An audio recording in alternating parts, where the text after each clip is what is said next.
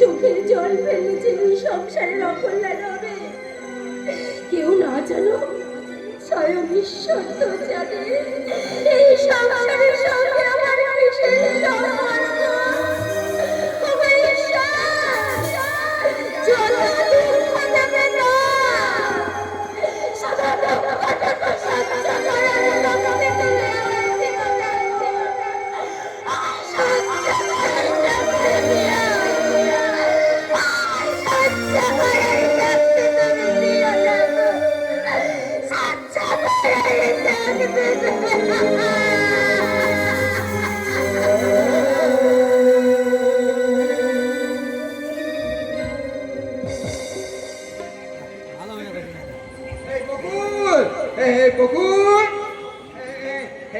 কোথায় গেলি রে মা? হ্যাঁ, আমি যে ঘরের ভিতর থেকে আমি যে স্পষ্ট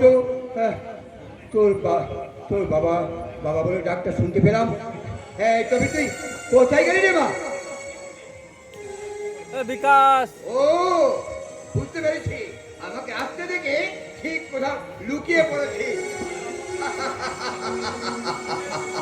আরে তুই আমার সঙ্গে লুকোচুরি খেলতে চাইছিস? এখন কিন্তু সেই ছোট্ট মেয়েটি আছিস নাকি? আচ্ছা ঠিক আছে ঠিক আছে, যদি তাই হয় তবে তাই হোক। আমি তো বুঝে দাঁড়াচ্ছি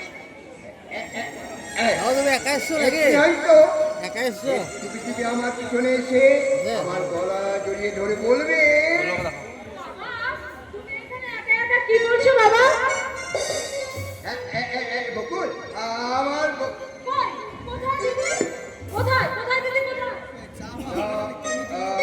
আমার ভুল হয়ে গেছে মা। বকুলের কথা ভাবতে ভাবতে আমি যেন আমার বাহ্যিক জ্ঞানটুকু হারিয়ে ফেলেছিলাম। তাই তো শয়নে স্বপনে নিদ্রায় জাগরণে আমি সব সময় শুনতে পাই আমার বকুলের মায়াকণ্ঠের কণ্ঠস্বর। আমার চোখের সামনে সব সময় আলে হারে মনে ভেসে ওঠে দু চোখে জল ভরা মলিন মুখখানা। আরে জানিস আজ আমার মনে হচ্ছে মেয়েটাকে আমি কতদিন দেখিনি। মনটা আমার বড় ছটফট করছে রে, বড় ছটফট করছে। এক কাজ করলে হয় না? এই বিয়ের পরে তো মেয়ে জামাইকে বাড়ি আসতে হয় না? হ্যাঁ, তাহলে আমি বরং এখনই আরে শ্বশুর বাড়ি যাওয়ার সময় আমি তো বকুলকে কিছু দিতে পারিনি, তাই যদি ওখানে যাওয়ার সময় একটা ভালো দামি শাড়ি আর ধ্রুবর জন্য ভালো একটা সস্তা পাঞ্জাবি নিয়ে যায়। হ্যাঁ, আর যদি যেতে না পারি তাহলে আমি ছোট হয়ে যেতে হবে না। তাহলে কি জানিস, আমার তো সেই সামর্থ্য নেই। তাই একটা কাজ করলে হয় না, মায়ের বালা দুটো বিক্রি করে দেওয়া। না,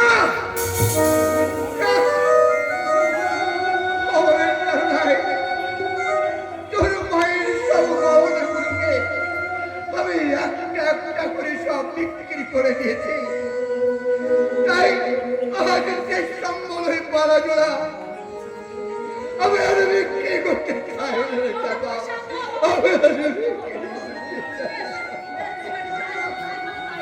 আমি বলছিলাম কি বাবা, আজ না পারলেও আজ বাড়ি যাওয়ার সময় দিদি জামাইবাবুকে নতুন জামা কাপড় পরিয়ে নয় পাঠিও। বলছিলাম কি বাবা, তুমি যদি হাতে দুটো দিন সময় পাও না তাহলে ঠিক তুমি টাকা জোগাড় করে নিতে পারবে। কি বললি? দুদিন সময়? হ্যাঁ, কি করেছিস? আমি না দুটো দিন সময় পেলে দেখবি সব ঠিক করে ফেলবো। হ্যাঁ, আচ্ছা ঠিক আছে, আমি তাহলে করে বের হচ্ছি। হ্যাঁ, বুঝলি? আর সম্ভব হলে না আমি কালকে ওদেরকে নিয়ে আসবো। হ্যাঁ, আর যাওয়ার সময় আমি নিমাইয়ের হাতে সব বাজার করে দিয়ে আসবো। তুই যেন ভালো করে রান্না করে রাখবি, এতে সবাই মিলে আনন্দ করে খাবো, বুঝলি? কি মজা, কি মজা, কি মজা, কি মজা। কালকে আমার দিদি আসবে, ধ্রুবদার সঙ্গে কতদিন পরে আমার দেখা। আর ধ্রুবদাকে তো দাদা বলে ডাকা যাবে না, কারণ সে এখন রীতিমতন আমার জামাই বাবু, আর আমি যত্ন করে আমার জামাই বাবুর গলায় মালা পরিয়ে দেব। ভালোবাসার মালা আমি গলায় পরে নেবো চাপা। নাকি তুমি আবার এসেছো এখানে? না না চাপা, আজ আমি আসছি তোমার সঙ্গে প্রেমের অভিনয় করতে। হ্যাঁ, এসেছি তোমাকে আমার হৃদয় মনে জায়গা করে দিতে।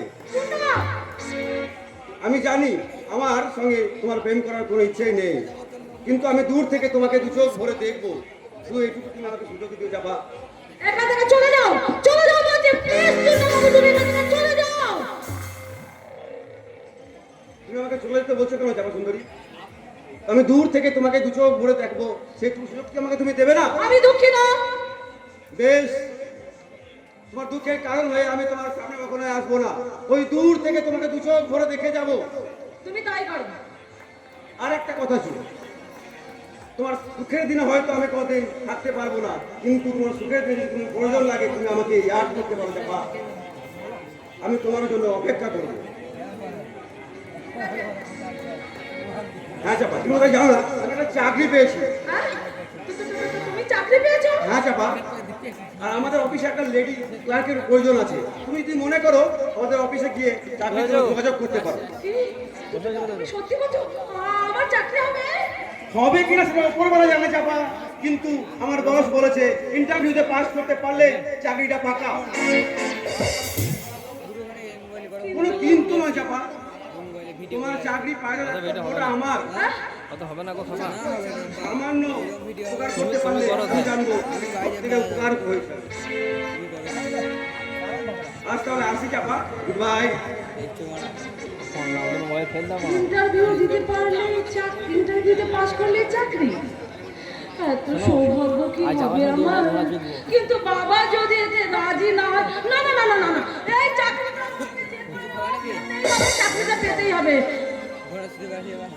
তুমি ঘুরে আসো তো, ঘুরে আসো। কেন? বাবাকে আমি ঠিক রাজি করিয়ে বলবো। কি করবে চাপা? আচ্চা নক্ষত্রদা, আচ্ছা আমি যদি হঠাৎ করে ধরো একটা চাকরি পেয়েছি, তোমার জীবনে নাম হয়তো বদলে যাবে। মানে মোবাইল ভিডিও চাকরির ক্ষেত্রে আজ আমি তোমাকে বাধা দেবো না। হ্যাঁ, যেদিন যেদিন তুমি আমার সঙ্গে ঘর বাঁধবে সেদিন কিন্তু তোমার চাকরি জীবনের ছুটি। হ্যাঁ, তুমি নারী, তোমার চাকরি করে বানাই না। হ্যাঁ, যদিও আজকের দিনে নারীরাও পুরুষের সঙ্গে পাল্লে দিয়ে চলছে, তবু তবু আমার কথা কিন্তু সম্পূর্ণ আলাদা। তুমি তুমি নারী, তোমার প্রেম প্রীতি ভালোবাসা দিয়ে সাজাবে সোনার সংসার, আর দিনের শেষে পুরুষরা যখন ঘরে ফিরবে তখন নারী তার ভালোবাসা দিয়ে তাদের ক্লান্তিকে দূর করবে। আমার অন্যায় হয়ে গেছে নক্ষত্রদা। না না না না না না না, আমার বিয়ার ভুল হতে পারে কিন্তু অন্যায় হতে পারে না। আচ্ছা বিয়া, আমি যে হঠাৎ তোমাদের বাড়ি এলাম, কিন্তু তুমি তো জিজ্ঞাসা করলে না কেন আমি তোমাদের বাড়ি এলাম। হ্যাঁ, সত্যি তো।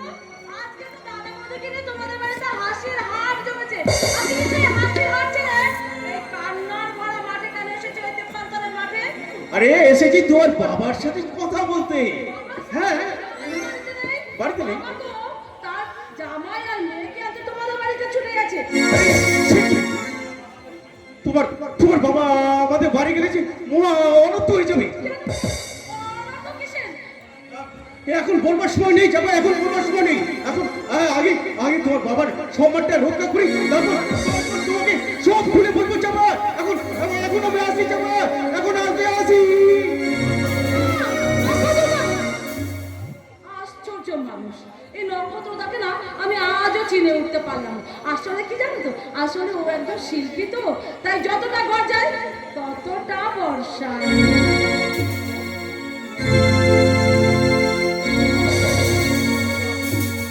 না না, আমি আমি এই ভাগ্য করে আর কিছুতেই থাকবো না। ভাগ্যিস ভাগ্যিস ভুল করে খাবার দিতে সে দরজাটা খুলে চলে গেছে। আমি আমি সে সেই সুযোগে এই বদ্ধ ঘরটা থেকে চলে এসেছি। বাদ দাও ঘুরে আসো জেলি মেলাটা এবার আমাকে যেমন করেই হোক এই নরকুণ্ড থেকে আমাকে পালিয়ে যেতে হবে, নইলে এর আমাকে কিছুতেই বাঁচতে দেবে না।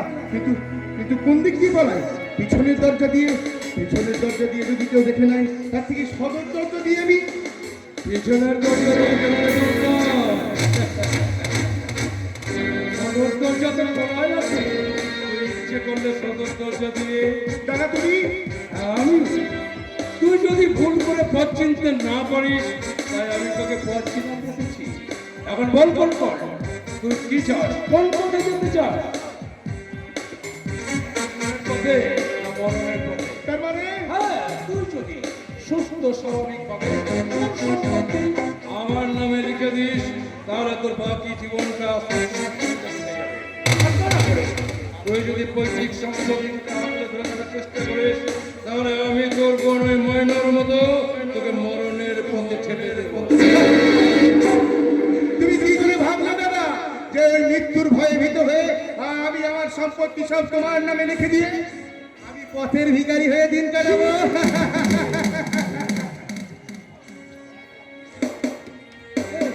পথের ভিখারি কেন হবি? আরে আমি তোকে আমার দিকে বেশি চোখ করতে রাখবো। দাদা হ্যাঁ, হাজার হলেও তুই হচ্ছিস আমার ভাই। আরে তুই দুঃখ কষ্ট পেলে আমার কি কষ্ট হইবে ভাই? আমি কষ্ট পেলে তুমি কষ্ট পাবে, কিন্তু দাদা আমার আমার বোন ময়নাও তো ছিল তোমার বোন। কই তখন তুমি সুস্থ মস্তিষ্কে খুন করেছো, তখন তো তোমার কোনো কষ্ট হয়নি দাদা। কঙ্কন, ওরে কঙ্কন, বলে কি হবে? জানিস তো ভাই, সেদিন আমি মদের নেশায় মাথা হয়ে গেছিলাম। তাই আমি মদের নেশায় কি করেছি আমি নিজেই জানি না। মিথ্যে কথা। ওই আমার বোন বেঁচে থাকলে সে তার পৈতৃক সম্পত্তির অর্ধেকটা দাবিদার হতো, তাই তুমি তাকে সুস্থ মস্তিষ্কে খুন করেছো। কঙ্কন, হ্যাঁ, তুমি আমাকে খুন করতে যদি না আমার বাবা বেঁচে থেকে আদালতে একটা উইল না করে দিত। সেদিন তোকে আমি খুন করে নিছি, এইবার আমি তোকে সত্যি সত্যি খুন করে তোর ওই উইলে তোর নামের উপরে আমার নামটা বসিয়ে দেবো। না, না, না, তুমি পারবে না দাদা। না, তুমি আমাকে খুন করতে পারবে না। হ্যাঁ, আমি খুন করতে পারবো না। না না, তুমি খুন করতে পারবে না, কারণ ওই উইল স্পষ্ট ভাষায় লিখে আছে যে আকস্মিকভাবে আমার মৃত্যু হলে আমার সমস্ত সম্পত্তি ওই সরকারের নামে বাজেয়াপ্ত হয়ে যাবে। তুই তোর ওই অন্ধ বিশ্বাস নিয়ে বসে থাক, আর তোর ওই অন্ধ বিশ্বাসকে চ্যালেঞ্জ করে আমি বলছি, যেমন করে হোক এই আমি কোশি প্রহরী তোর সম্পত্তি লিখে দেব। রমজান, রমজান, রমজান! এখন তুই কোথায় ছিলে রাস্কেল? এই পাগলটা ওর রুম থেকে বেরিয়ে সেখানে পাগলামো করছে, আর তুই নাকে সরষের তেল দিয়ে ঘুমাচ্ছিস? না মানে বস, ও দরজা তো বাইরে থেকে বন্ধ ছিল, কে? তাহলে বাইরে এলো কি করে? কে ওর দরজা খুলে দিয়েছে? এই পাগলা, বল কে তো দরজা খুলে দিয়েছে বল? একটা ভূত! হ্যাঁ, যে ভূতটা আমার দরজা খুলে দিয়েছে ওই ভূতটা এবার তোমাদের জমির দরজা খুলে দেবে। আর তোমরা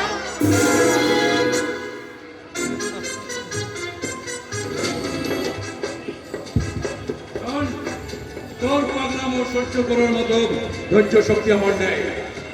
এখন বলছি, বাধ্য ছেলের মতো এই দলিলটাতে একটা সই করে দিয়ে যত খুশি পাগলামো কর, কেউ তোকে মানা করবে না। হ্যাঁ সই, ওই একটা সই করে দিলেই বস তোকে একবারে রাজার হালে রাখবে। হ্যাঁ, আমি আমি আমি এই কথাটা এতদিন বুঝতে পারিনি বলে তো আমার এত দুর্গতি। একটা সই আমার জীবনকে পরিবর্তন করে দেবে, একটা সই আমাকে করে দেবে মস্ত বড় বড় লোক, আর আমার হাত চলে যাবে একটা হিমালয়, আর একটা চলে যাবে কন্যাকুমারী। আমি আমি আর আমার করবো না দাদা, আমি এক্ষুনি সই করছি। ওরে কঙ্কন, এখন বাবু কি বলেছিল জানিস?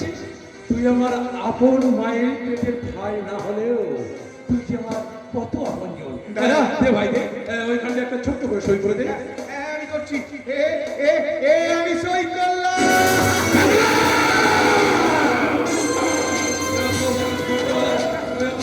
ছেড়ে ফেললে তাহলে তুই মরার চোখে পথ প্রদর্শন কর।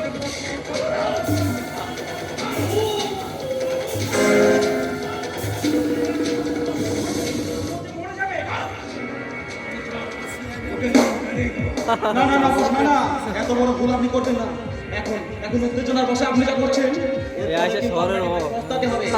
Please please boss, please. হ্যাঁ এই পাগলাটাকে তুই আমার সঙ্গে থেকে নিয়ে যা জানো নিয়ে যা আপনি ভাববেন না বস, আজ আমি ওকে এমন শিক্ষা দেব ও কল্পনাও করতে পারবে না। আজ আমি বারে বার ওকে বিষাক্ত ইঞ্জেকশন দিয়ে ওর শরীরটাকে আমি দাও দাও করে চালিয়ে দেবো। আই আই আর আমি যাবো না, আমি যাবো না। তোমরা এর থেকে তোমরা আমাকে মেরে ফেলো, পিছাদের দল, আমাকে মুক্তি দাও।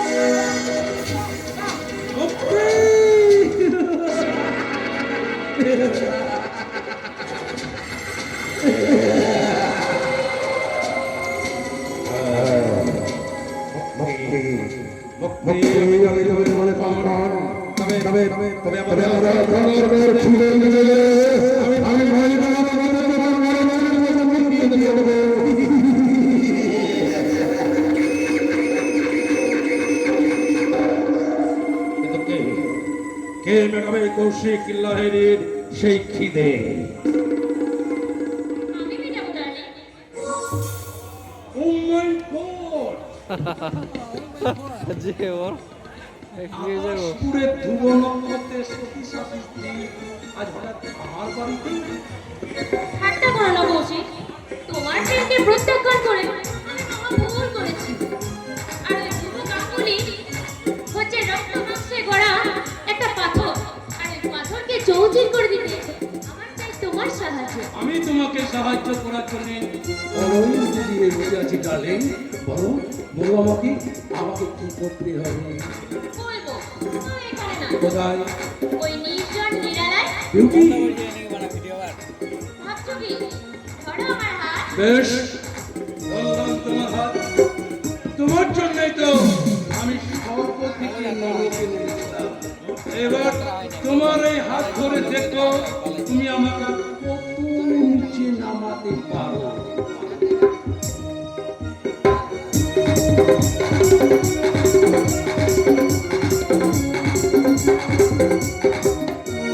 বকুল এ বাড়িতে আসার পর থেকে আমি যেন কেমন হয়ে গেছে। কোনো কাজই তো আমার মন বসছে না।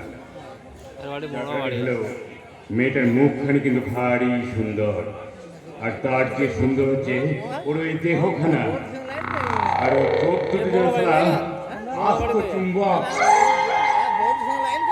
আর বুকটা তো সারা একবারে আস্ত মৌচা। ওই মৌচাকের মধু আমাকে খেতে হবে, কিন্তু কিন্তু কিভাবে কিভাবে আমি খাবো ওই মৌচাকের মধু? পেয়েছি, আমি পেয়েছি। আরে কে আছিস? বকুলকে দিয়ে এক গ্লাস জল পাঠিয়ে দে তো। জলের গ্লাস হাতে বকুল আমার দিকে এগিয়ে আসবে, কাছে, আরো কাছে। তারপর তাকে আমি যখন নাগালের মধ্যে পেয়ে যাব, তখন তাকে আমি ঠিক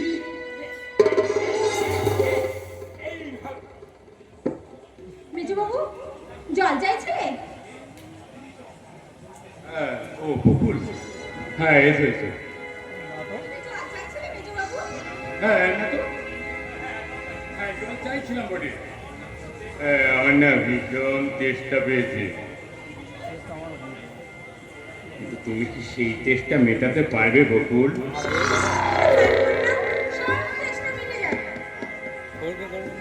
হাতের কাছে এই তরল অমৃত থাকবে, শুধু গ্লাসের জলে চেষ্টা করবে না বকুল।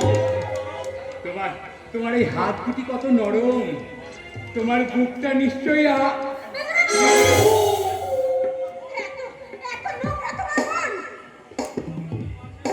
কিন্তু কিছু কিছু নোংরামির মাঝেও আনন্দের আস্বাদন পাওয়া যায় বকুল। আমি জানি তোমার মতো স্বামী পরিত্যক্তা মহিলা বুকের মধ্যে জমে আছে অসীম ক্ষুধার জ্বালা, আর সেই জ্বালা মেটাতে তুমি রোজ রাতে আমার বেডরুমে আসবে। হ্যাঁ, আর তখন তোমাকে আমি ঠিক এমনি ভাবে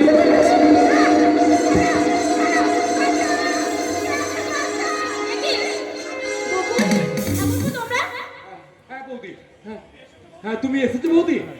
হ্যাঁ তুমি না এলে এই নষ্টা মেয়েটা এতক্ষণ আমাকে মেজবাবু কি হয়েছে ঠাকুরপো?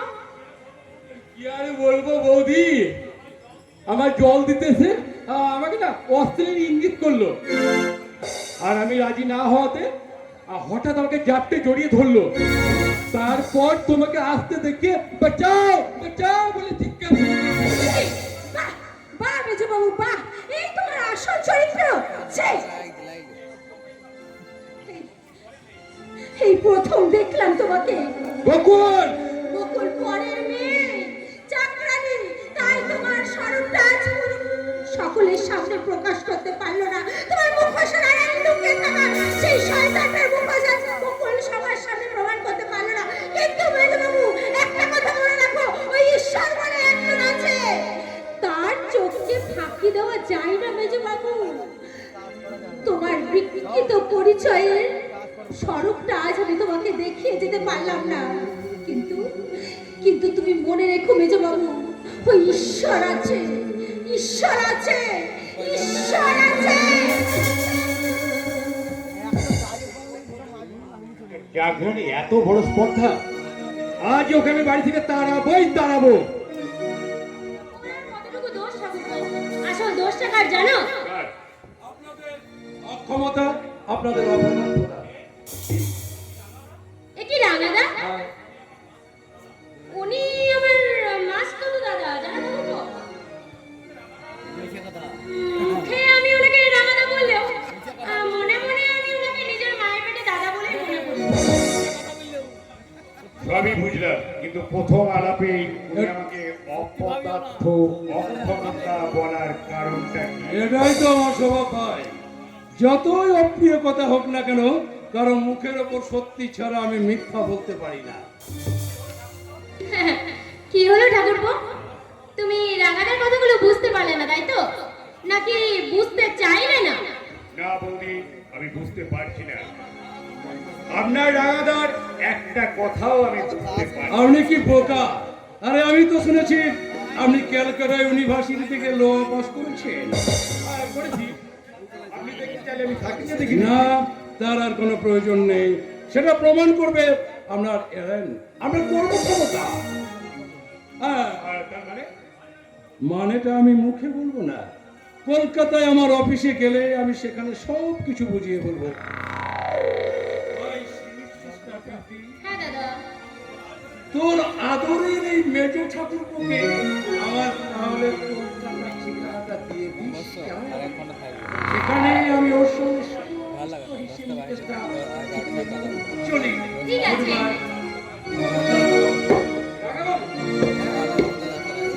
আরে আবার রাঙাবাবুকে ওখানে ডাকছো কেন ঠাকুরপো? তার চেয়ে বড় এই নির্জন নিরালয়ে তুমি দাঁড়িয়ে দাঁড়িয়ে দেখে না, কি দেখবে? এই জীবন মধু ধরে রাখো শুধু, করোনা তো টাকা নুন ঝাল। এই জীবন মধু ধরে রাখো শুধু, করোনা তো টাকা নুন ঝাল। আজ আছে আমি, আজ আছো তুমি, কাছেও না কারো কাজ। মেরা নাম নাম নাম, beauty beauty, beauty beauty, beauty beauty, beauty.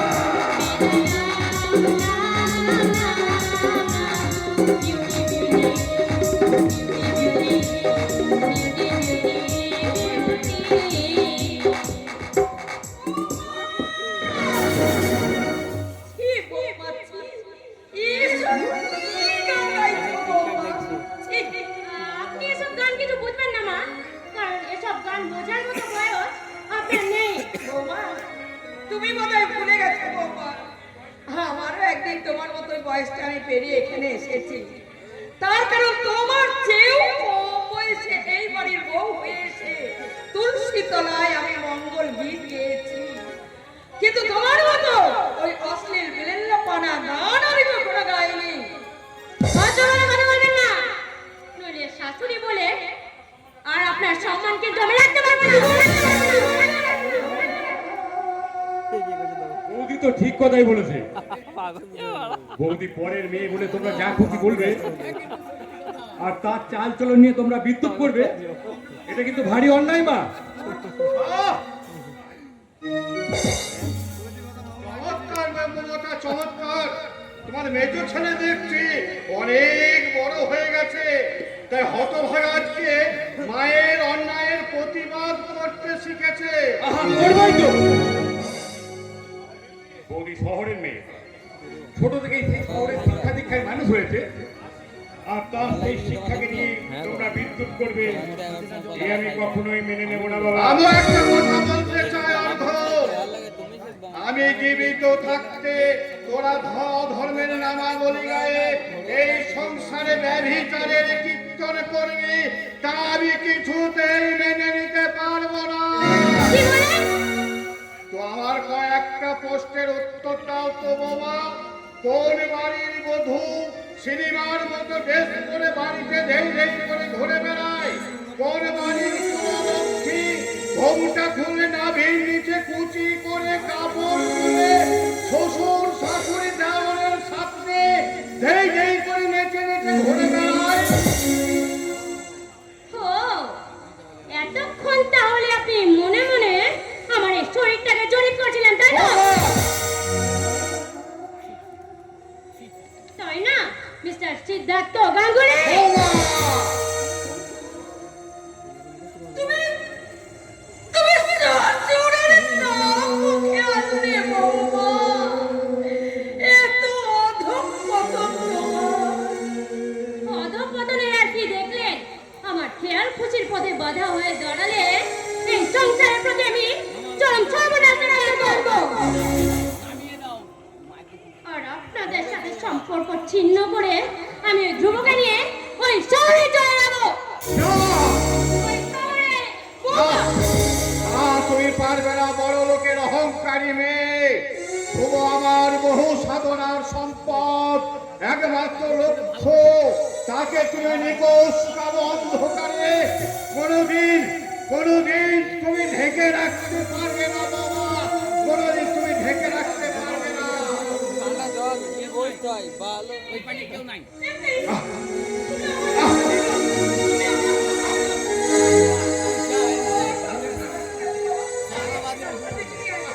একটা রাস্তা ডেকে দিও না। অভিজ্ঞতা দেখিয়ে কিছু লাভ নেই বাবা। বৌদিকে তোমরা যথেষ্ট অপমান করেছো। আজ আমি দাদাকে বলে এর একটা বিহিত ব্যবস্থা করব বলে গেলাম। দেখো না মমতা, ওকে তুমি দেখো না।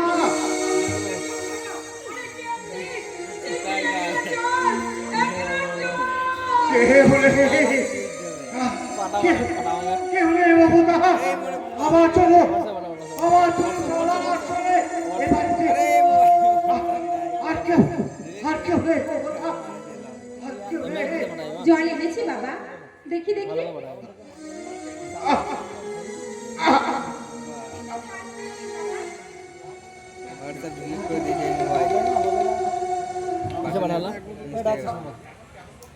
এখন কেমন বোধ করছেন বাবা? ছিল ওই মায়ের মমতার পরশে তুই